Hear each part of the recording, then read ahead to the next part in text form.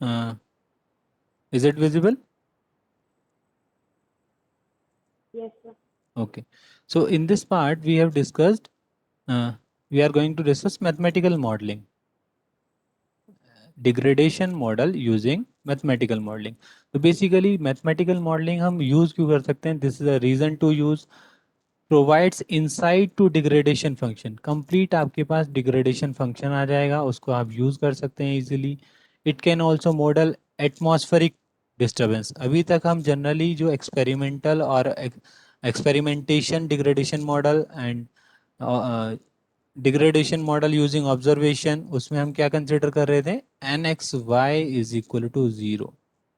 Observation में हम simple structure use कर रहे थे और एक्सपेरिमेंटेशन में हम high intensity impulse function use कर रहे थे. That's why it's a noise part is 0. But in case of mathematical modeling we can also model the atmospheric noise.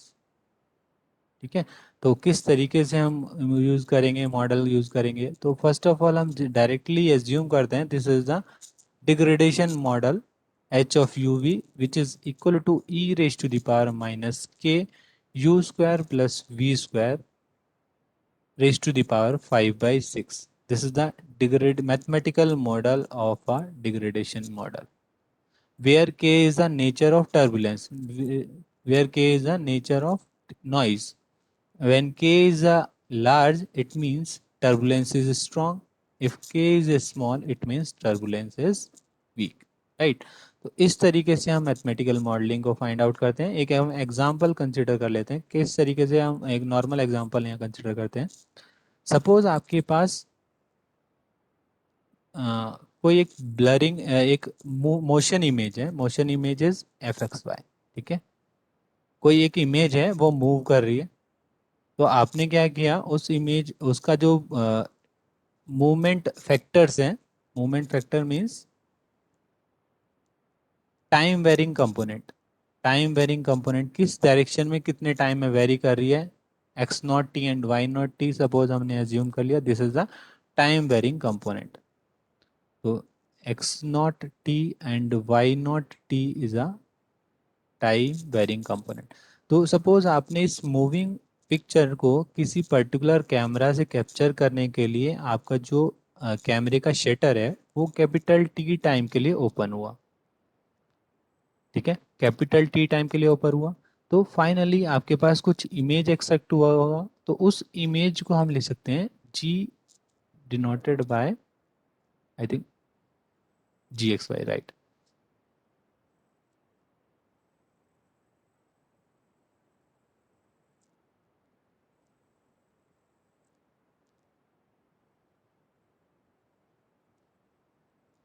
Ji x y. और ये कितने टाइम के लिए आपके पास कैमरा ऑन हुआ था? 0 to t. और फंक्शन क्या था आपके पास, जो मोशन इमेज हो रहा था एक्स में एक्स नॉट टी मोमेंट था. Then Y is Y naught T, ये मोमेंट था. And D T, this is the overall captured image. Basically आपके पास आपको कैप्चर्ड इमेज आ गई. इट मीन्स डिग्रेडेड इमेज आ गई. किसी भी मोशन पिक्चर को अगर आप कैमरे से कैप्चर करते हैं तो आप ब्लर इमेज आएगी. राइट. तो हमने इसको मैथमेटिकल फॉर्म में लिख लिया. तो अब बेसिकली अगर मैं इसका कैलकुलेट करता हूँ, क्या फोरियर ट्रांसफॉर्म अगर मैं कैलकुलेट करता हूँ, तो फोरियर ट्रांसफॉर्म का फॉर्मूला क्या होता है? G u v equal to double integration minus infinity to infinity. Then जिसका हमें कैलकुलेट करना है 0 to t f of x minus x naught t comma y minus Y naught T D t into e raise to the power minus J two pi you x plus u y D x comma d x D Y. ये formula याद है सबको? Yes, sir. ठीक है. तो हमने normally यहाँ पर क्या लगाया, फोरियर ट्रांसफॉर्म की यहाँ प्रॉपर्टी लगाई. अगर मैं इसको थोड़ा सिंप्लीफाई करता हूँ, सिंप्लीफाई करके मैंने क्या लिख दिया, 0 to t, यहाँ पर ये सेपरेट ले गया मैं 0 to t. And this is integration minus infinity to infinity double integration F X minus x naught T, F X minus F naught T, Y minus Y naught T, E raise to the power minus J two pi you x plus U V U Y sorry V Y U x plus V Y D x D Y, ये हमने bracket close किया, then integrate with respect to the D T. इस तरीके से हमने simplify कर दिया। अब आप अगर इस कंप्लीट पोर्शन को देखोगे, जो बड़े ब्रैकेट में लिखा हुआ है, this is the property translation property of, translational property अगर हम यहाँ पर अप्लाई करें, ट्रांसलेशनल प्रॉपर्टी आपको अगर याद हो तो ट्रांसलेशनल प्रॉपर्टी हम लिख सकते हैं g of you v integration 0 to t. अब हमने ट्रांसलेशन प्रॉपर्टी अगर लगाएंगे तो this is f of you comma v e raise to the power minus J two pi you of x naught T plus we of Y naught T D t. हमने क्या किया, translational property apply कर दिया यहाँ पर इस portion में। यहाँ तक किसी को डाउट है अभी कोई?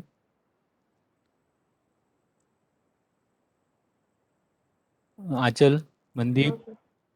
ठीक है। No, तो sir. बेसिकली नो हमने क्या किया, ट्रांसलेशनल प्रॉपर्टी यहाँ पर अप्लाई किया। अब इंटीग्रेशन किस रेस्पेक्ट में कर रहे हैं हम?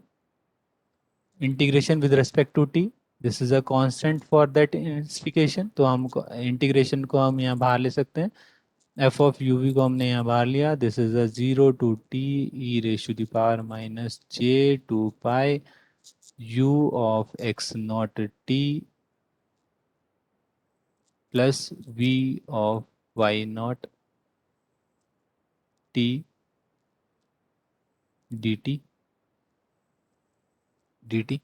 अब आप इसको नोटिस करें, आपके पास क्या रहता है, आपके पास कंप्लीट, सपोज आपके पास ये कंप्लीट था यहाँ फंक्शन, कोई आपके पास इनपुट इमेज थी एफ ऑफ एक्स वाई, आप यहाँ कर रहे थे, इसको डिग्रेडेशन मॉडल में आपने पास किया, डिग्रेडेशन मॉडल में देन आपने यहाँ पर नॉइज ऐड किया, this is eta X comma Y, then you get that the G of x comma Y. अगर मैं इस कंप्लीट पोर्शन को कंप्लीट एज्यूम करता हूँ, suppose this is the degradation part H of x comma Y, तो अब मैं इसको क्या ले सकता हूँ, क्योंकि हमने कहीं पर भी नॉइज को जीरो कंसिडर नहीं किया, तो मैंने इसे कंप्लीट को लिख दिया यहाँ पर। तो हम क्या लिख सकते हैं, फोरियर ट्रांसफॉर्म अगर हम ले लेंगे तो क्या लिखेंगे, एफ ऑफ यू वी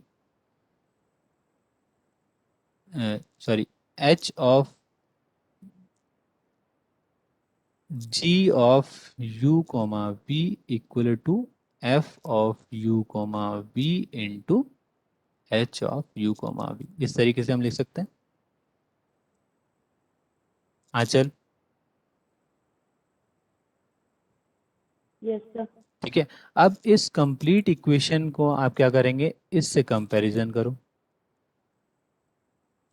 इस कंप्लीट इक्वेशन को आप इससे कंपैरिजन करो, g of you v equal to F of you v into H of you v. It means this is the part of h of you v, this is the H of you v. तो हम H of you we को हम directly क्या लिख सकते हैं, H of you V is a integration 0 to T E raise to the power minus J two pi you X naught T plus V V Y naught T T T. आपका target क्या था, you find the degradation model for the motion picture. तो आपने easily calculate किया by using a mathematical modelling.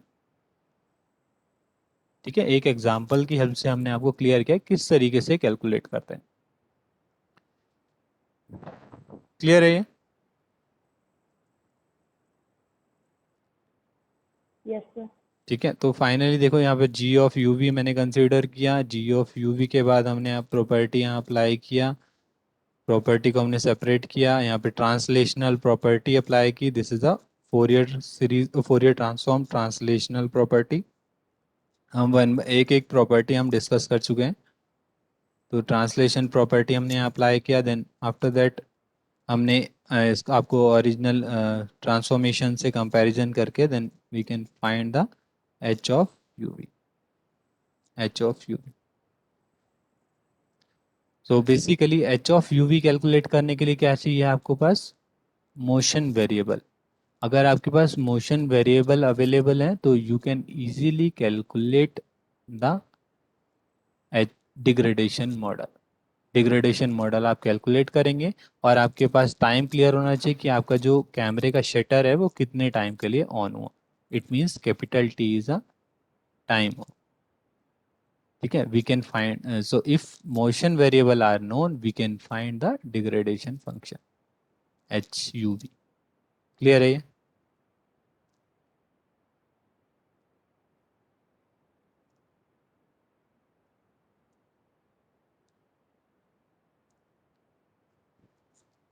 किसी को doubt है इसमें?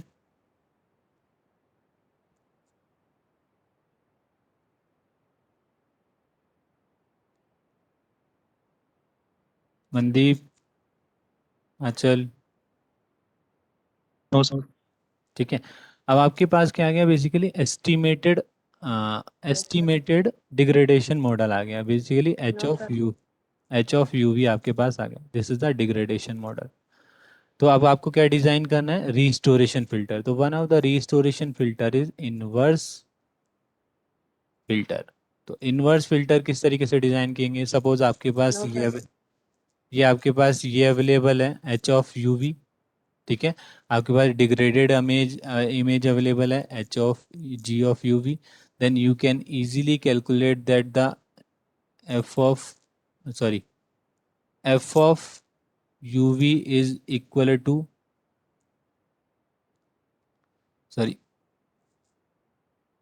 F of you V is equal to ji of you we divide by H of you we.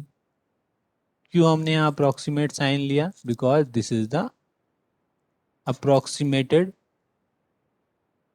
Degradation function.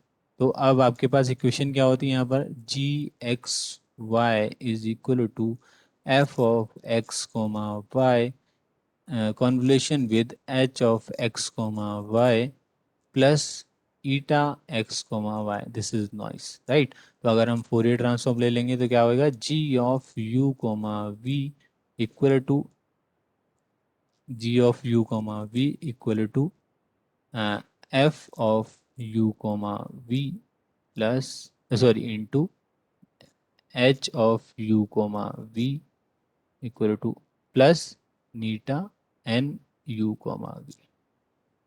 अगर हम h you v से डिवाइड कर देंगे तो complete g of u comma v divide by h u comma v equal to F of you we plus n of you we divide by H of you V. ठीक है, तो H of this is the approximated restored image which is F cap U comma V. Then F cap U comma V equal to F U we plus N U we plus H you V. Basically due to this part यहाँ पर क्या होगा? Basically Fourier transform यहाँ पर हम limitation लगाएंगे, because यहाँ पर अगर हम फ्रिक्वेंसी डोमेन में लिमिटेशन अगर हमने नहीं लगाई, दिस फैक्टर इज मोर, तो आपके पास जो ओरिजिनल इमेज आएगा वो ब्लर्ड आएगा, ओरिजिनल इमेज प्रॉपर एक्सट्रैक्ट नहीं होगा। तो इसलिए हम फ्रिक्वेंसी को यहाँ पर रेस्ट्रिक्ट करते हैं for getting the image, restored image. ठीक है, तो बेसिकली रीस्टोर इमेज का क्लियर है आपके पास? F of you we,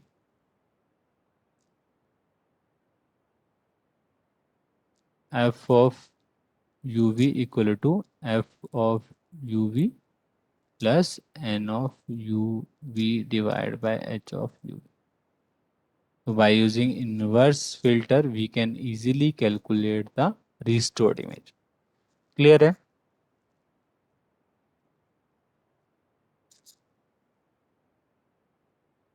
Mandeep?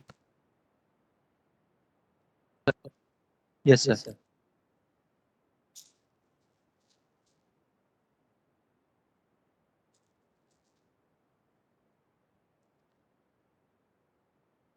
ठीक है, तो सेशन क्लोज करते हैं। तो मिड टर्म में फाइनली ये कंप्लीट आएगा। एक तो image restoration, then Fourier transformation, properties of Fourier transformation, and image enhancement using frequency domain, और जो मिड टर्म फर्स्ट का सिलेबस कंप्लीट। ठीक है, इतना सब मिड टर्म 2 में आएगा, और मिड टर्म कल ही कंडक्ट होगा।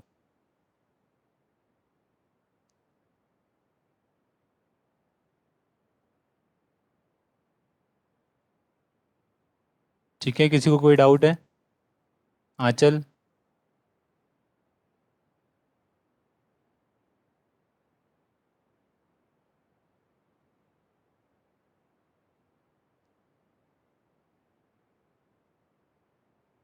वंदना? No sir. ठीक है, तो आप अपना नाम लिख दीजिए चैट बॉक्स में for attendance, and best of luck for the mid term 2।